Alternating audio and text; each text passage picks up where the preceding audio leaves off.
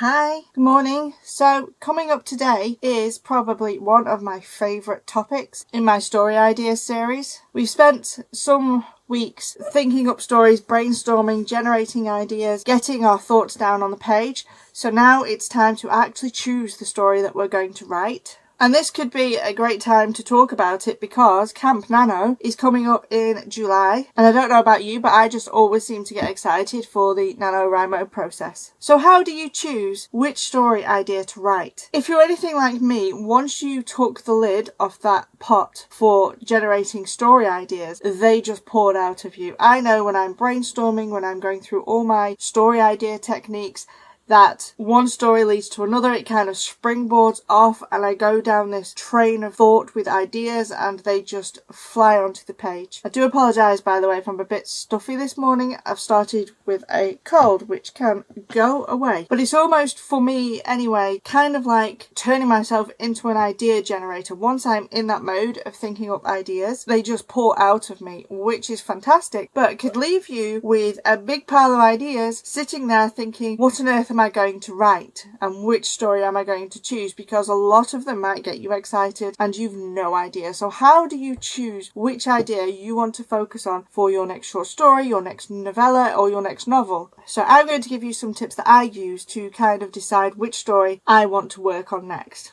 And what I will say to you, just a note, that if any of these ideas don't work for you, just shove them to one side.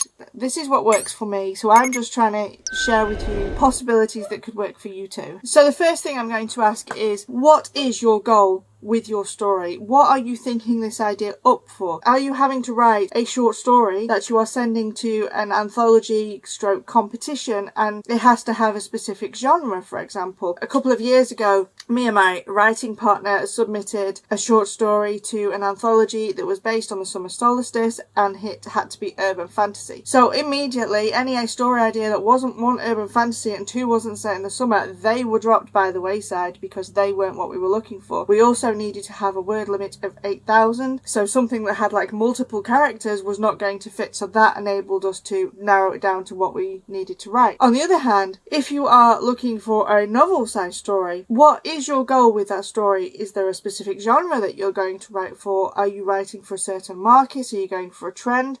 Are you sending it to a publisher? Are you going to self-publish it? Are you looking for an agent? What is your goal with this? It could be that it's your very first book, or you are a specific genre writer. So I tend to write urban fantasy, but I'm also writing on British crime kind of things. I know the stories are kind of the similar, one's paranormal and one isn't, so they're both kind of like crimey stories. So because they're very similar, I publish them. But for example, if the ideas I generated and one of them was a romance set in space with a space opera, or maybe it was military sci-fi, that does not fit to my brand and what I write. Likewise, when I was starting out and I knew that I wanted to focus primarily on urban fantasy, writing a comedy rom-com was not going to be in my remit of stories ideas that I needed. So of all the story ideas that I generated, any that did not fit the genre that I was aiming for were instantly eliminated, no matter how good they were, because that just wasn't for me. However, if you are literally just writing this for fun and you don't really have a goal in mind, you can kind of like ignore this bit. But what is your goal with that story, even for fun? Are you trying to write just a standalone story to practice your writing with, to hone your craft? Are you wanting to write a series? You know, sometimes we can look at story ideas and think this is only going to be one book, and other times we can see the potential that it will carry on for many books in a series. So when we were thinking of the Death Dealers books, we knew instantly that that was going to be a series and that each story was kind of going to be Monster of the Week style thing. So every book was always going to be like one story, but it's the same characters and they had a character arc that went through it. So we knew what we were looking for when we were brainstorming the characters and the world. So knowing your goal can quickly help you to eliminate the stories, the ideas that you've got down. And it could be that you started with, say you had 10 ideas at the beginning and your goal is to be an urban fantasy writer, and only 7 of those stories are urban fantasy. The other 3, one's a comedy, one's a horror, and the other one is a contemporary romance. You know those 3 are gone, so you're going to be down to 7. And then you look at those 7 and you're like, well, I want to write a series, and 3 of those don't have the pulling power for a series. You can't see them developing. When you sit and kind of daydream about it, it's not got that longevity, so you eliminate those. So that like takes you down to 4. And so you've got these 4 ideas, and they're really great, and you really can't decide what would you do with these. So at this point, I would sit down with a pen and paper and kind of journal or write about them. I mean, you can even do it on a computer. I just prefer pen and paper because that's how I think, but however you want to get it down, and write everything you know about that story. So when we were developing Jigsaw Girl, which is up for pre-order, by the way, I shall link it below. But when we were developing Jigsaw Girl, we knew that we wanted a male DCI. We knew it was going to be a series, so every book was going to be a specific case for him. But we had to decide what case, because the story ideas for Jigsaw Girl, there were many of them, because there were so many possibilities of cases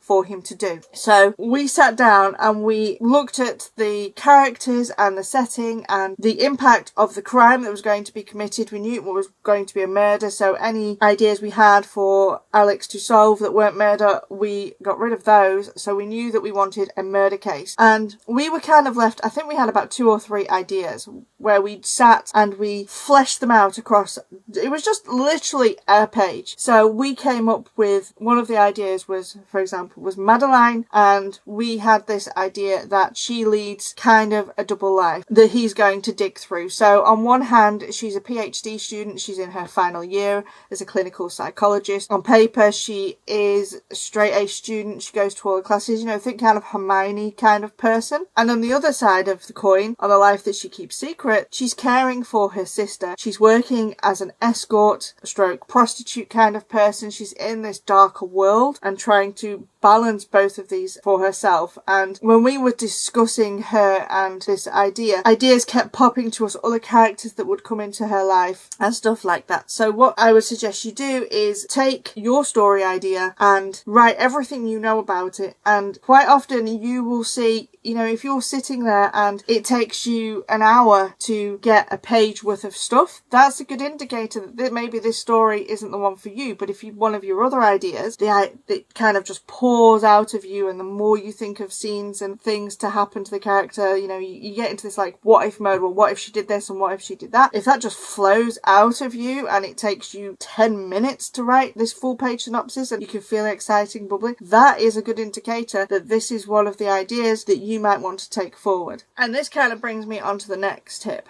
How excited does the story make you feel? When you look at this story and sit down, kind of daydream about it, do you get excited to start writing it? Can you see the characters in your head? Is it like, oh, I can't wait to get to my computer to start writing this, or my notebook? What's your excitement level for the ideas that you have in front of you? If there are any that when you're looking at them and you're kind of like, yeah, not sure about that one, cross it off. At the end of the day, these ideas, you're not putting them in the bin. You can't never write them. You're just putting them to one side because at the moment, that story idea is just not for you. And it could be that you never come back to it, and it could be that that story just needs a little bit of time to marinate for you, so that maybe it's the next book that you write, or you write it next year. None of these ideas that you discard are gone forever. They are your ideas to play with. Another one I like to do is have a play with the characters. You know, pick whoever the main character is, play with them. I like to write little scenes and stories with my characters and just, you know, just get a feel for them. I even journal in my morning pages with them, kind of getting to know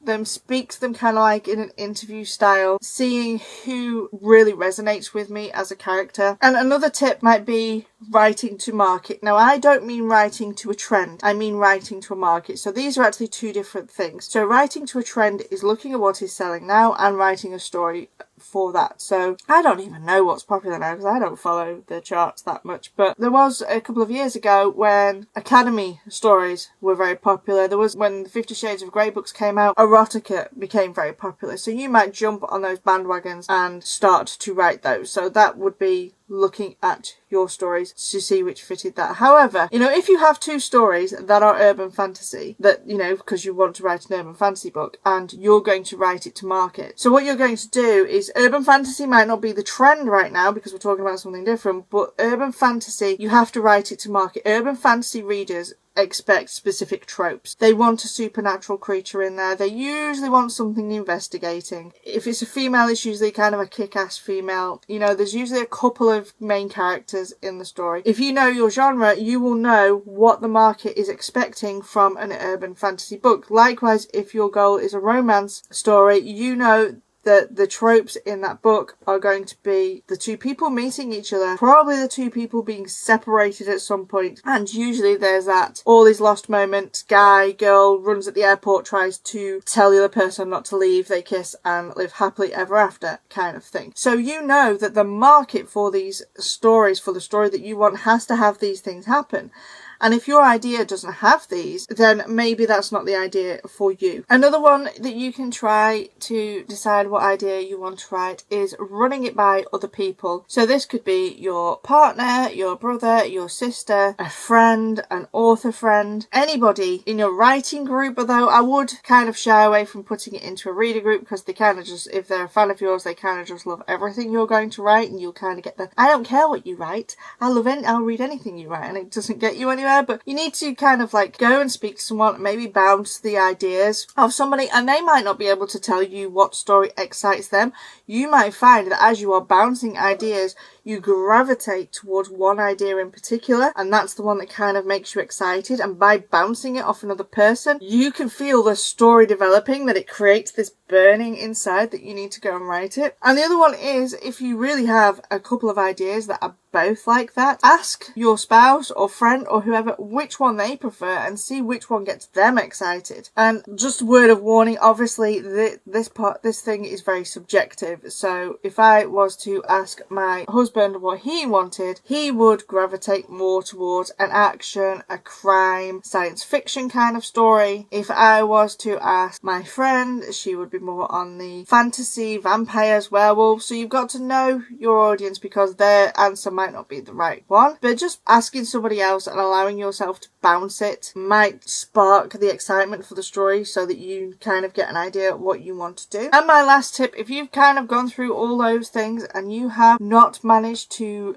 decide on a story, or maybe you started with 10 and you've got it down to 3 and they're both really good, they fit the genre you want to write, you've bounced them off people, you've done the summaries, they all make you excited and you just really can't choose. It's like having your favourite sweets in front of you and you're like, I don't know what to do. Put those ideas on a piece of 3 individual pieces of paper, or 4 or 5, how many ideas you've got. Put it in a cup or a bowl, pick one out. If when you open that piece of paper that the idea makes you feel disappointed because a different idea didn't come out, you know instantly which idea it is. And what I will say to you is, if you do this, do not second guess, because your initial instant reaction is going to be like kind of intuition as to what you want to write and what story you're going to enjoy. So the other stories that are left, the ideas, put them to one side. Like I said, they are not gone forever. Just because you are not going to write them now does not mean you cannot write them in the future. And who knows, I have had it where I have had a couple of ideas. It was especially with the Death Dealer series. So the first book was that 2 bodies got up and walked out of the morgue, and the second book was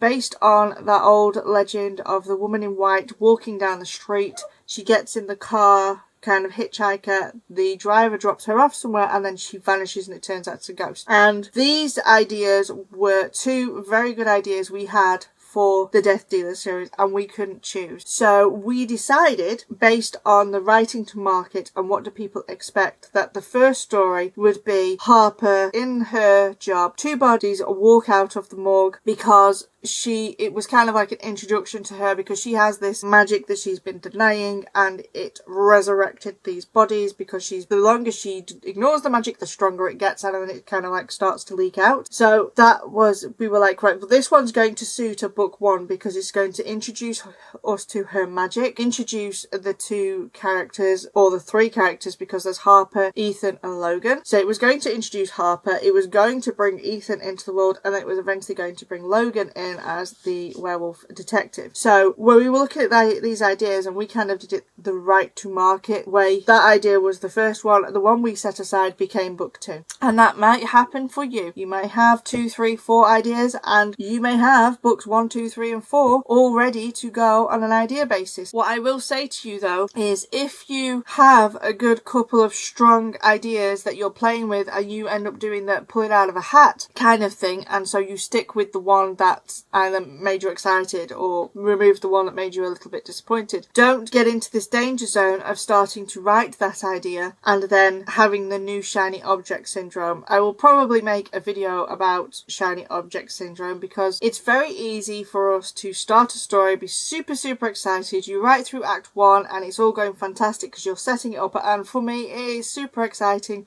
to do the chasing the character up the tree part of the story. I absolutely love just torturing the characters, setting them on this path, putting them in a world that they kind of don't know, and then you get onto the keep throwing rocks and we get to this middle that's super hard sometimes and it feels like a hard slog, and it can be so tempting for us to say, well, maybe this wasn't the right idea, so I'm going to put this aside and jump onto this other idea. Try not to do this because you're going to just end up with a load of unfinished projects, which nobody wants. So try and stick to it, and the other ideas you had that you really loved, put them to one side for a later date and stick to this story. So I hope these tips helped you on how to choose ideas, and if you really just still are at a point where you cannot decide, do the hat pulling trick, pull one out regardless of how it makes you feel. That is the one you're writing. But one thing I will say is don't think about this too long, especially if you're going to do NaNoWriMo or it's your first book and you're like, I want a book out this year. Set yourself a deadline for when you have to choose your idea by. So for example, if you're writing for NaNoWriMo in November, set yourself the goal that by October 1st you have to have chosen an idea. And because if you get to the point where you just keep playing with these ideas, you're just going to keep second guessing yourself and you get yourself in a mess and you put it to one side and then you don't write anything, and that would be such a shame because writing is such a fantastic thing and sometimes we make it harder than it needs to be. So with that, I'm going to leave you here. I hope this helped you on how to choose ideas that you want to write, and I hope whatever idea you come up with, it fills you with the most joy because writing is such a wonderful experience. So I'm going to go. Don't forget to give this video a thumbs up, smash that notification bell and subscribe to this channel if you haven't already, and I will see you next time.